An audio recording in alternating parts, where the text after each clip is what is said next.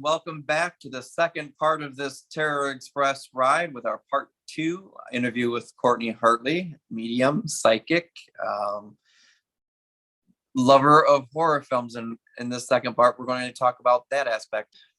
Cortney, tell us a little bit about your horror background and when you got introduced to it.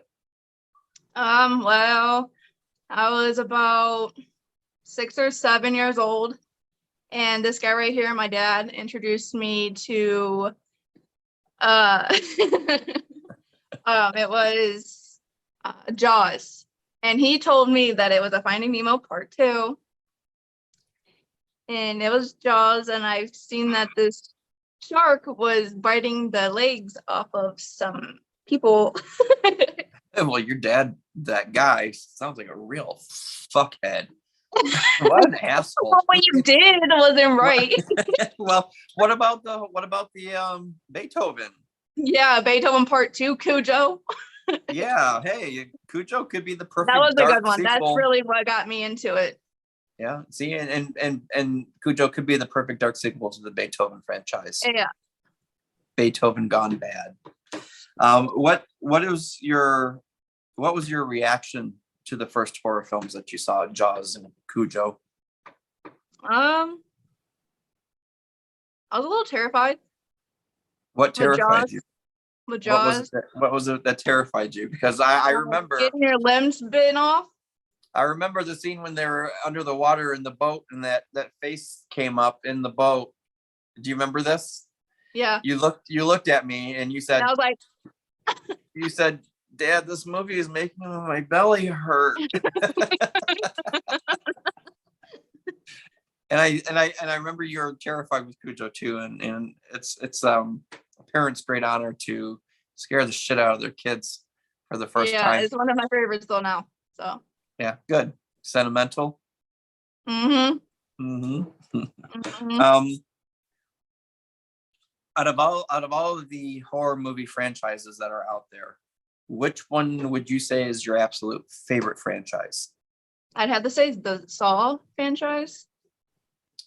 I did not expect that one. What is it about Saw that has your interest and your heart? It would be the storyline and the kills. Okay. They're all gory. Do you like practical kills or do you like the CGI computerized kills? I like both. I like a lot of the gore though. As long as it looks real? As long as it looks real. So then the blood's going to be practical, because if you have a CG blood, it looks fake as hell. Fake, yeah. Let me talk a little bit about, and I don't know if you've seen this. American Werewolf in London is a classic. It can't be beat. The sequel is An American Werewolf in Paris. And if you haven't seen these movies, let's watch them next time you come over. At least the first one. The first one is terrifying, but then the sequel came out, The American Werewolf in Paris, and the werewolves were CGI. And the original we had practical, and it was terrifying. The sequel was CGI, and it just ruined the entire movie because it was so bad. It was at the beginning of the CGI. I feel like more like back then movies are bad with the CGI. Yeah. They definitely, gotten better over the years with CGI, but I do prefer more realistic kills. Yeah, good. Me too.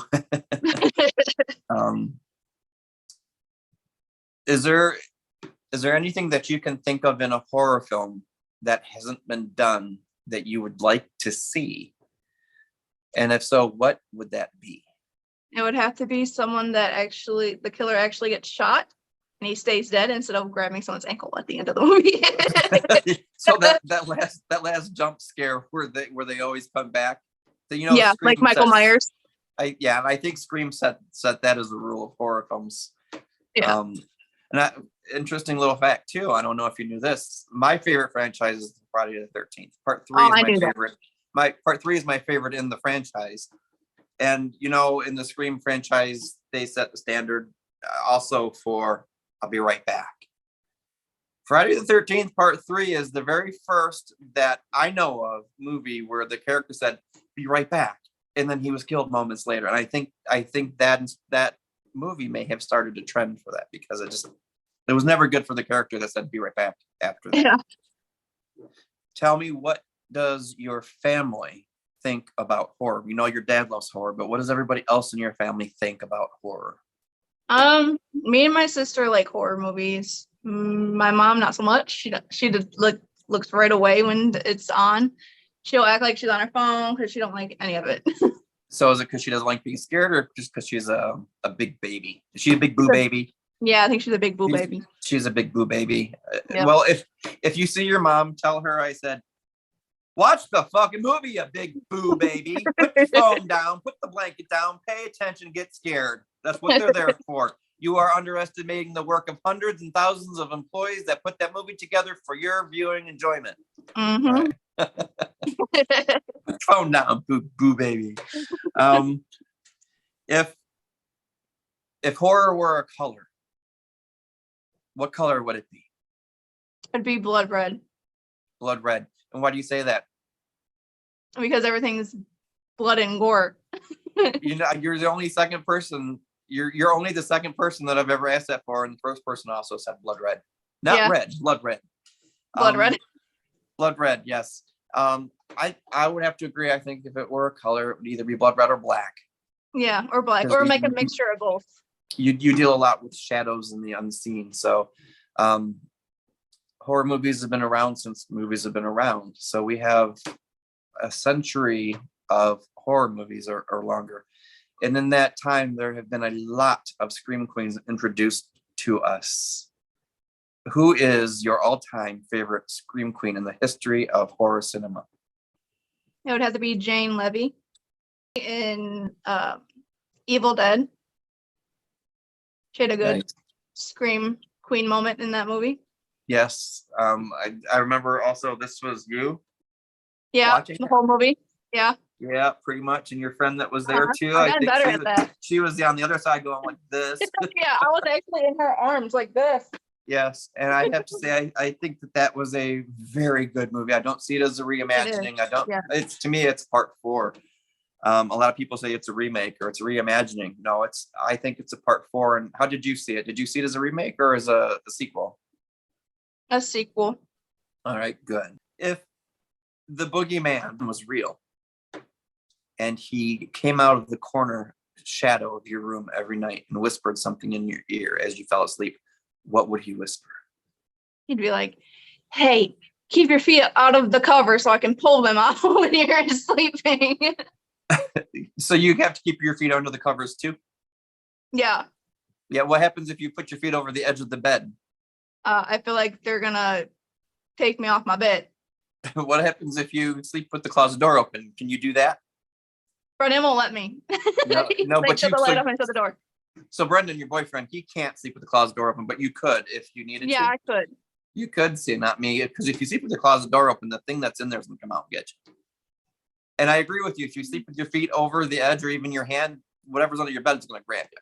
Uh-huh. And if you sleep with the curtains open, whatever's outside your window is going to look in and see you and tell the thing in your closet or under your bed that, hey, it's ready. You can grab it. I would look out the windows at night. No? Mm-mm. I see. I don't. My mom was outside my window, so it would actually be scarier if I saw a witch or something out my window. Mom terrified me when I was little. Your Aunt Tracy terrified me when I was little. Tell me your story, and I'll tell you mine. Well, Mom said, "You have to stay in bed, or the boogeyman will get you." Every time she had a headache, she put me on the bed so I wouldn't get up, and she'd tell me the boogeyman's going to get you if you get up. He's going to grab your feet and take you under the bed. And this is so I never got up. Every morning I would run out of that room. Because you can't put your feet on the ground. Right. Right. My scary story was, I have 2 of them, and they're both your aunt. Okay, I have 3 of them. I don't know if I should tell them all. I'll be quick. One of them, we watched Salem's Lot, Stephen King vampire movie. It's terrifying, way ahead of its time. And there's a scene in there where the brother who got into a vampire and he floats up to this kid's window, which is high up and it's foggy, and he's scratching the glass and he's saying, Mark, let me in. Mark lets him in. Boom, gets attacked. We watched that movie. It's midnight. It's dark. And next thing I know, I hear scratching at my bedroom window, and it's your Aunt Tracy saying, Jason, let me in. It scared the fuck out of me. I may have pissed my bed that night. But I think that's the reason why my closet door has to be closed. I can't have my feet over the edge of the bed. My feet have to be tucked in my sheets. And that witch outside my window, she's just gonna have to wait till morning because I'm not opening the curtains. The second story was when she would make the phone ring. When we were kids and we had a landlines way before your time, you could dial a number. It was 951 and the last 4 numbers of your phone. It would make your phone ring. It was to test your phone, make sure it was working. She did that one day and hello, yes, this is Tracy. Yes, it's just me and Jason home right now. What? You're a serial killer. Well, you're gonna come and kill us? No, don't come and kill us. Oh my, hello? Jason, you have to go hide. Someone's coming to kill us. And so I'm gonna go hide. And I go in my bedroom and I close the door and I'm scared shitless. And then I hear her screaming and I hear these loud noises like a struggle. And then after time passes, what does a little 6-year-old do but go check on their sister and wonder, oh, this was after the hiding. So I come out of the bedroom real slow and I'm creeping and my sister is laying on the couch with a knife stuck inside of her. Now, it was literally in her arm, but she was positioned just right that it looked like she had been killed. And then she sat up and she looked at me like she was possessed. She took a knife and she chased me and I locked myself in the bedroom and I pulled out my doorknob because my doorknob did not stay in my bedroom door. So she started sliding the knife under the bedroom door and moving it back and forth like Karen Black in Terror of Trilogy with the little soul hunter voodoo wooden guy. And so that was scary. And then she would blow smoke through my doorknob door, or then she would blow smoke through my doorknob hole and say the house was on fire. You have to come out so we can get you, or you're going to burn to death. So those were the scary stories, of being chased around the backyard with a stuffed alligator that scared my friend so bad he pissed the bed, or putting a bug in my neighbor's bed under the pillow so that when she went to bed it would scare the shit out of her. And we heard her screaming at 11 o'clock at night and thought she was being murdered, or tying me to a clothespole and pouring spiders and cockroaches and crickets down my back with my hands tied and my shirt tucked in and left me there. And I thought, oh, when mom gets home, you're going to be in some deep shit because I am telling that you put these spiders down my shirt and left me there for an hour. I could feel them crawling all over. I got home. I got, Mom, I have something I need to tell you. And I just couldn't wait because I knew that your Aunt Tracy was finally going to get in trouble. Who ties her brother to a clothespole? Mom, your daughter tied me to a clothespole and she poured a jar of bugs down my shirt and she left me there. You know what your grandma said to me? You need to learn how to run faster. So those are my scary stories. Sorry, I seem to monopolize a few minutes there, but I don't know if I told you all of those stories or not, but I just wanted to tell you, I think that's where my love for horror came from, was just constantly being scared. I never heard about the bug one. Or the fire. The bug in the neighbor's bed? Nope. Oh, it was one of those big green stick bugs too, I believe, like one of the praying mantis, I think. And it was, I don't know if she killed it or if it was just dead, but she took it and she put it in the neighbor's bed. She pulled, because they left their window open all the time and the bed was under the window. So she just reached in the window, pulled back the blanket, put the bug, she may put it on top of the pillow, and then put the blanket over the bug. So that, and our neighbor's name was Gloria. And it might have been Marianne, they were sisters, but one of them. And when they pulled the blanket back to get into the bed, and there was this big praying mantis on their pillow. Ooh, yeah, we had some Jane Levy Scream Queen screaming going on in the neighborhood that night. So is there anything else that you'd like to talk about or mention or comment on or bring up or discuss, or anything that you're wanting to promote, any projects you're working on? Is it okay to share your Facebook information for viewers to get in touch with you for a reading, which I'll put that in our first portion of the interview. Yeah, you can do that. I can do some readings. Okay, so I'll put your information on in the link below for viewers to get in touch with you. Well, I thank all of our viewers for watching this episode of Terror Express with Cortney and Hartley-Bradford, my beautiful daughter, cute little dumpling daddy, and her grandma. She's so cute. But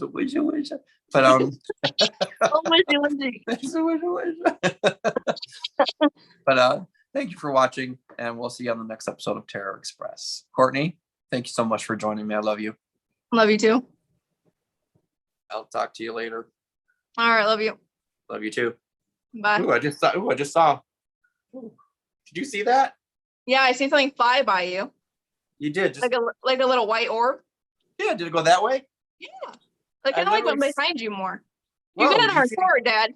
Did you see it again? Yeah, you have it on record too. Hang on, let me get up. I'm trying to fucking lights on.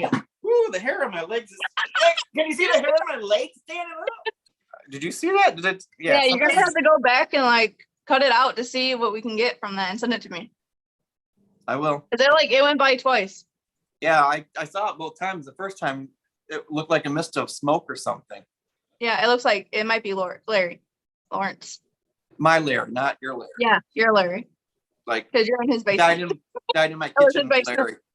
Died in my kitchen, Larry, not your stepdad, Larry. No. Right. I just want to, yeah.